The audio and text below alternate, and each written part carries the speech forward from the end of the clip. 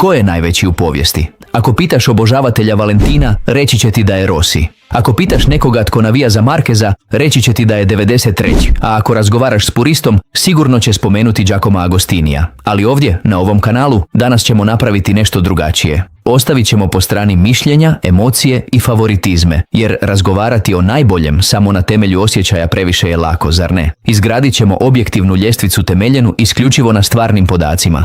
Govorimo o svjetskim naslovima u kraljevskoj kategoriji, pobjedama, postoljima i čistom učinku od divlje ere 500 cc do današnje MotoGP. I želim da od sada počneš razmišljati, je li za tebe ovo pitanje brojeva ili magije? Ako misliš da je statistika sve, napiši u komentarima riječ podaci. Ako misliš da veličina nadilazi brojeve, napiši srce. A dok smo već tu, ako se još nisi pretplatio na ovaj kanal kako bismo nastavili duboko analizirati svijet motociklizma, pritisnite gumb sada, jer ćemo ukloniti povijesni osinjak. Da bismo učinili pravdu, fokusirali smo se isključivo na kraljevsku kategoriju. Ovdje nije u redu miješati naslove od 125 ili 250 cc.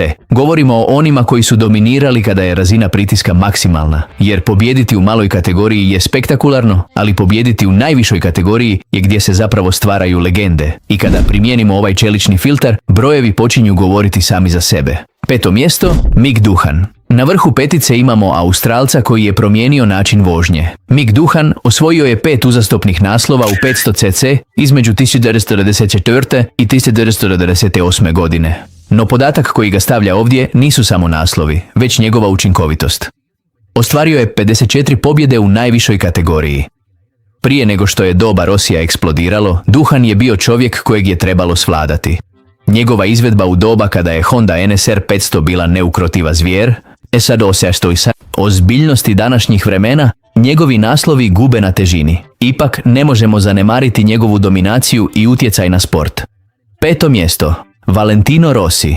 Rossi je ime koje svi prepoznaju. Njegova karizma, stil vožnje i sposobnost da privuče publiku učinili su ga legendom. Osvojio je 7 naslova u kraljevskoj klasi i 115 pobjeda. Njegova sposobnost da se prilagodi različitim motorima i timovima tijekom godina pokazuje njegovu izvanrednu vještinu. Rossi nije samo vozač, on je ikona motociklističkog sporta. Na kraju svi ovi vozači ostavili su neizbrisiv trag u povijesti motociklizma, svaki na svoj način.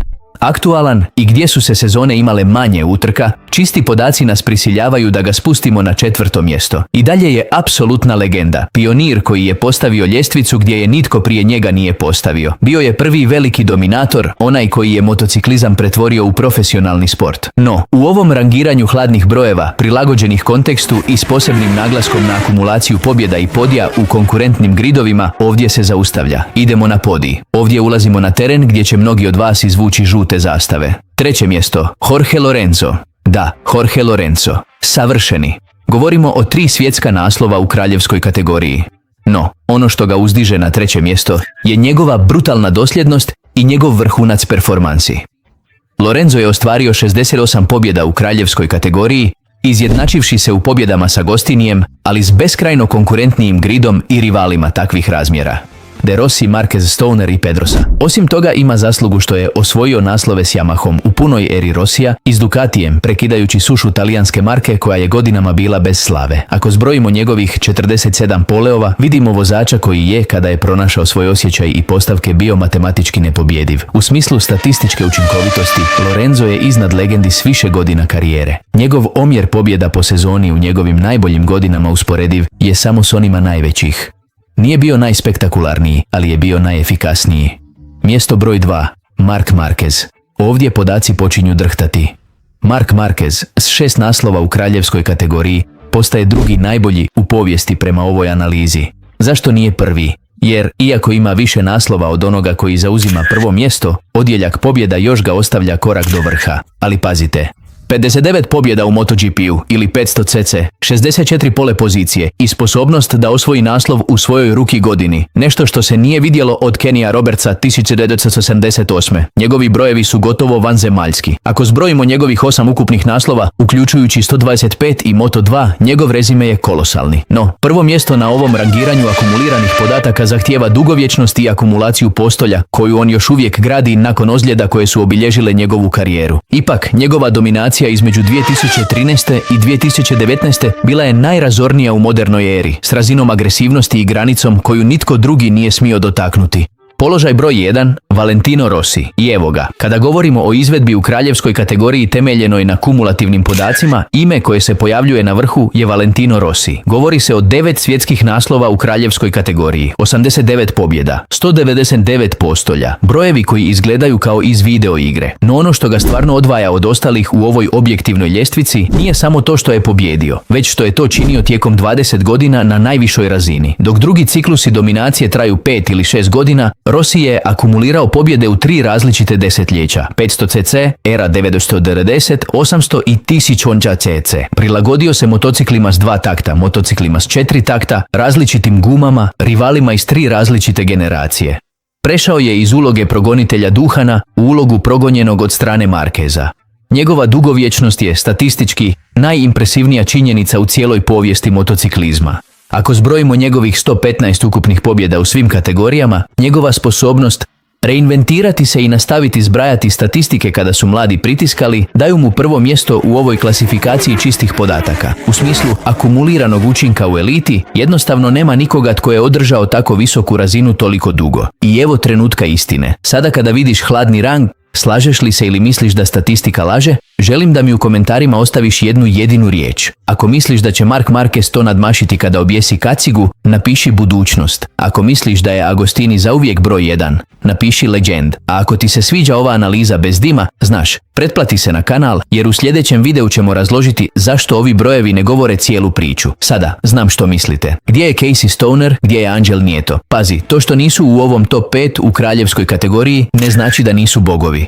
Piloti poput Johna Surtesa, jedini koji je bio svjetski prvak na 2 i 4 kotača, postignuće koje nitko drugi nije ponovio i koje vjerojatno nitko nikada neće ponoviti. Ili Mike Hailwood, sa svojih 9 ukupnih naslova i svojom mitološkom hrabrošću koja ga je učinila herojem unutar i izvan asfalta, vraćajući se na staze nakon godina povlačenja kako bi ponovno pobjedio. Ostaju izvan jer filtriranjem samo 500 cc ili MotoGP njihovi brojevi ne dosežu prvih 5. No njihov utjecaj na povijest motociklizma je neosporan i njihovo nasljeđe živi u svakom vozaču koji sjedne na motocikl. A što je s Caseyem Stonerom? Za mnoge, vozač s najviše prirodnog talenta u povijesti. Australac koji je ukrotio Ducatija kada nitko drugi nije mogao, osvojivši naslov 2007. s motociklom koji je doslovno ubijao svoje vozače. No njegovih 2 naslova u kraljevskoj kategoriji i 38 pobjeda, iako sjajni kao rijetki u povijesti, u ovom rangiranju, povijesna akumulacija ne može srušiti 5 najboljih. Stoner je savršen primjer da hladni podaci ne hvataju uvijek vrhunac performansi, jer u svom najboljem trenutku vjerojatno nitko u povijesti nije bio tako brz kao on na motoru. To je najbolji argument za one koji brane da najbolji nije samo onaj koji najviše zbraja, već onaj koji najviše impresionira u svom trenutku. Tijekom ove analize uspoređivali smo apsolutne legende poput Giacoma Agostinija, Valentina Rossija i Marca Marqueza, ocjenjujući njihove brojke bez tumačenja stilova ili rivalstava. Ovdje su dominirale službene statistike svjetskog prvenstva u motociklizmu, s posebnim naglaskom na postignuća u najvišoj kategoriji, gdje se mjeri najviša razina natjecanja. Ovo nije bila rang lista da te uvjeri, već da te pozove na raspravu iz informacija. Kada se analiziraju najbolji vozači u povijesti bez emocija, povijest se mijenja, ili barem se vidi jasnije. Debata je otvorena, jer ako zbrojimo neuhvatljivu veličinu, vrijednost spektakla, epske rivalitete, društveni kontekst, medijski utjecaj i sposobnost da nadmaši sport, ova ljestvica mogla bi potpuno promijeniti oblik. Što ti je važnije u sjećanju? Onaj koji je najviše pobjedio ili onaj koji te najbolje natjerao da se osjećaš? Ostavite mi to u komentarima. Danas želim ozbiljnu debatu. Jesi li s timom podataka ili s timom magije? Reci mi koji bi bio tvoj top 5 da možeš pomiješati brojeve s srcem. A ako si stigao do ovdje, već znaš. Pretplati se, aktiviraj zvonce i pripremi se, jer u sljedećem videu analizirat ćemo zašto je Rossiov kaciga najskuplji predmet u povijesti motosporta. Vidimo se u sljedećem zavoju.